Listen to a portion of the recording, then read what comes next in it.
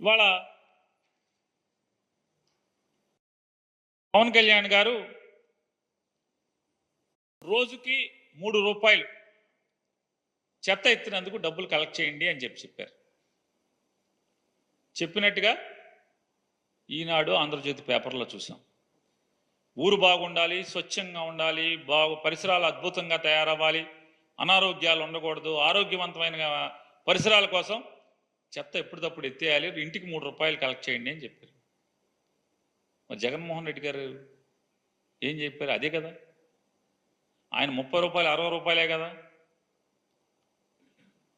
మరి మీరేమో 90 రూపాయలు కలెక్ట్ చేయమని చెప్తున్నారు కదా. మీరు అపోజిషన్లో ఉన్నప్పుడేమో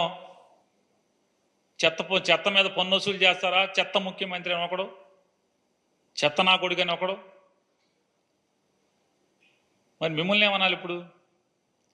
అదే చెత్త పన్నుని కొనసాగిస్తున్నటువంటి ఈ రోజుకి మీరెక్కి 35 రోజులైంది. చెత్త పన్ను ఎక్కడన్నా ఆపారా? ఏ ఊర్లో ఉన్నా ఆపారా? ఏ మున్సిపాలిటీలో ఉన్నా ఆపారా? చెత్త పన్ను ఆపలేదు కదా. ఆపకపోగా అద్భుతం ఇది చెత్త పన్ను అనేది. ఇది జగన్మోహన్ రెడ్డి గారు రోజుకి రూపాయి 2 రూపాయలు వసూలు చేశాడు.